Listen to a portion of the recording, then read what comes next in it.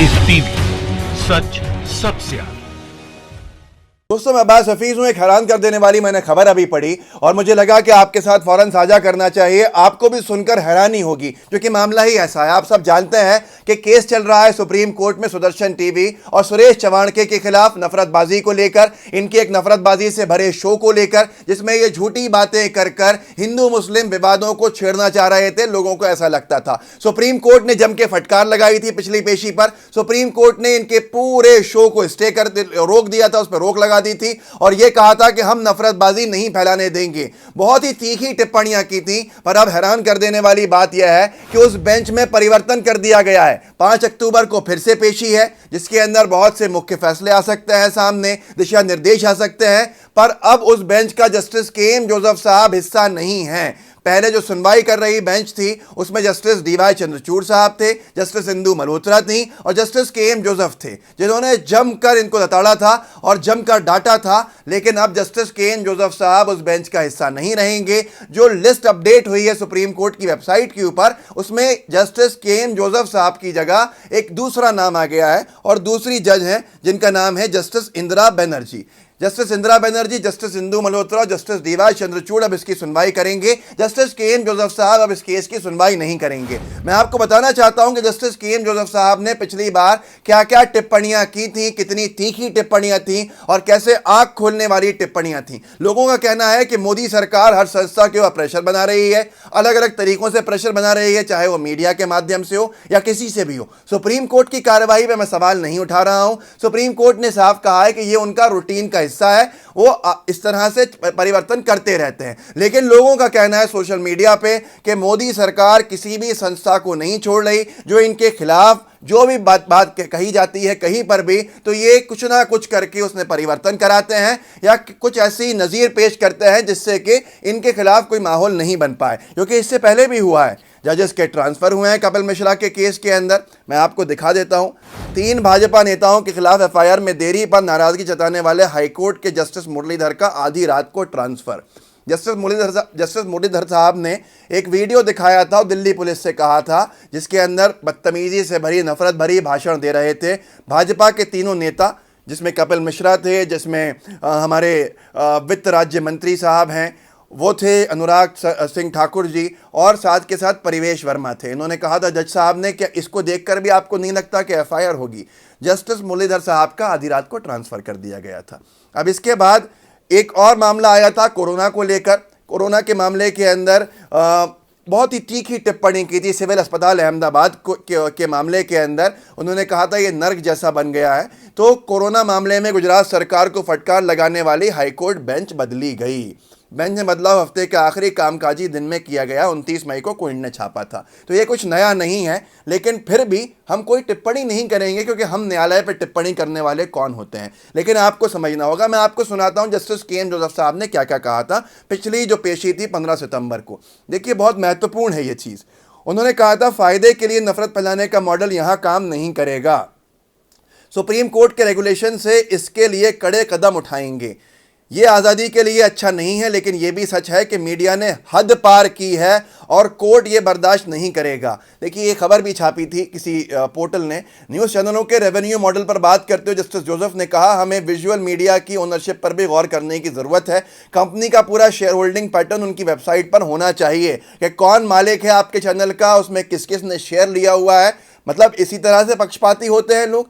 Pattern उनकी website पर होना चाहिए ताकि पब्लिक देख सके। कंपनी के रेवेन्यू मॉडल पर भी नज़र रखनी चाहिए ताकि ये देखा जा सके कि कहीं सरकार एक चैनल को ज़्यादा और दूसरे को कम ऐड तो नहीं दे रही है। कितना बहुत ही कहूँगा कि इस वक्त जो हो रहा है उस पर डंके की चोट पे उन्होंने कहा था जस्टिस के.एम. जोसेफ साहब ने कि सरकार एक चैनल को ज़्यादा और दूसरे को कम एड तो नहीं दे रही है। एड वो होता है जो एडवर्टाइजमेंट के माध्यम से दिया जाता है, जैसे आप कह सकते हैं कि सहायता, जिसको अंग्रेज़ी में एड कहते हैं, और वो विज्ञापन जो ऐड होता है उसके माध्यम से दिया जाता है।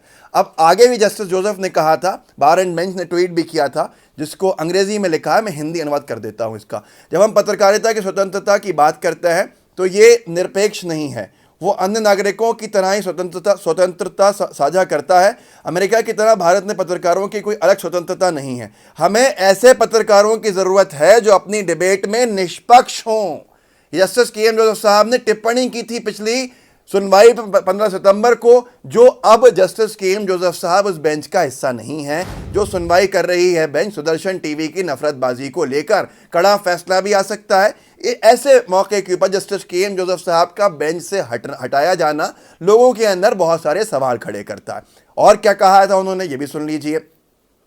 उन्होंने कहा था कि अंग्रेजी में है, media can't fall foul. Media अपने सिद्धांतों से नीचे नहीं गिर सकती। मीडिया को अपने हिसाब से डिबेट्स कराना नहीं चाहिए। जो एंकर का रोल है वो भी देखने की ज़रूरत है कि किस तरह से वो एक को सुन रहा है, दूसरे को नहीं सुन रहा। लेकिन अगर आप टीवी डिबेट्स पे चेक रखेंगे तो आपको ये देखना पड़ेगा कि कितना एंकर टाइम दे रहा है सबको बोलने का, कितना परसेंट।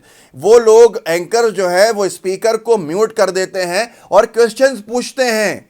आप सोचिए कितनी बड़ी अहम बात है, ये आज की ज़रूरत है कि जो किया जाता है। मतलब सबका आरोप रहता है लोगों का कि भाई भाजपा के लोगों का आप माइक खुले रहने देते हैं, और जो दूसरे विपक्षी दल हैं उनके प्रवक्ता जब जाते हैं तो उनके माइक को म्यूट कर दिया जाता है। के एम जोसेफ साहब ने यही कहा है इसके अंदर कि ये स्पीकर के बोलने वाले के प्रवक्ता के जो भी कहने आप इसमें म्यूट कर देते हैं माइक को और फिर सवाल पूछते हैं। अब सवाल जब पूछेंगे सामने वाले का माइक म्यूट होगा तो वो क्या बताएगा, जनता में गलत मैसेज जाएगा। जस्टिस जोसेफ ने एक और बात कही थी जो बहुत ही तीखी थी कि आज की इलेक्ट्रॉनिक मीडिया की प्रॉब्लम है पूरी तरह से टीआरपी की वजह से ये बहुत ही सनसनीखेज बना देते हैं हर किसी चीज़ को, जिससे कि बहुत सारी चीज़ें बदल जाती हैं। अब यहाँ पर एक और चीज़ कही थी उन्होंने, जस्टिस जोसेफ ने कहा था कि जो रूल नंबर 6 है प्रोग्राम कोड का, वो सीधे सीधे कहता है कि कोई भी ऐसा प्रोग्राम नहीं जाना चाहिए, चलना चाहिए जो सांप्रदायिक हिंसा फैलाए, कम्युनल डिसहार्मनी फैलाए। ये सही नहीं है क्या कि इस पूरे मामले से डिस्टर्ब होगा भारत के अंदर कम्युनल हार्मनी जो है, जो हमारा भाईचारा है, जो हमारा पीस है, जो हमारी एकता है। ये इतने तीखे सवाल थे।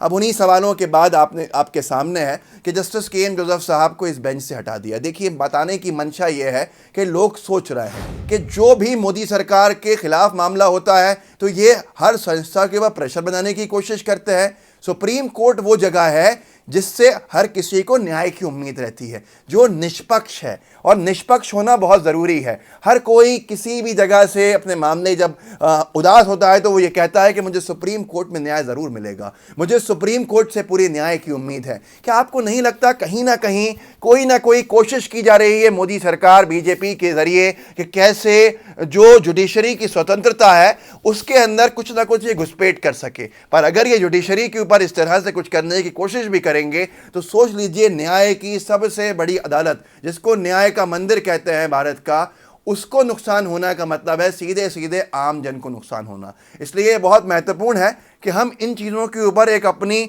नज़र पैंदी रखें ताकि हमें बहुत सी चीज़ें समझ में आती रहें। इस वीडियो को आगे शेयर कीजिएगा ताकि लोगों को जानकारी मिलती रहे। और ये याद रखिएगा कि जस्टिस के एम जोसेफ साहब ने कहा था पिछली सुनवाई पे कि हमें निष्पक्ष पत्रकारों की ज़रूरत है आज भारत के अंदर। उन्होंने कहा था कि हम नफरतें नहीं फैलाने देंगे। अब वो जस्टिस के एम जोसेफ साहब नहीं हैं उस बेंच के अंदर, तो लोगों के दिल में सवाल उठते हैं। हमारे नए चैनल LTV को सब्सक्राइब कीजिएगा, डिस्क्रिप्शन बॉक्स में उसका लिंक है, और लाइव टीवी का बेल आइकन ज़रूर दबाइएगा जिस पे आप देख रहे हैं। अगर फेसबुक पे देख रहे हैं तो पेज को लाइक कीजिएगा, फॉलो कीजिएगा। जुड़े रहिए। जय हिंद, जय भारत। लाइव टीवी, सच सबसे आगे।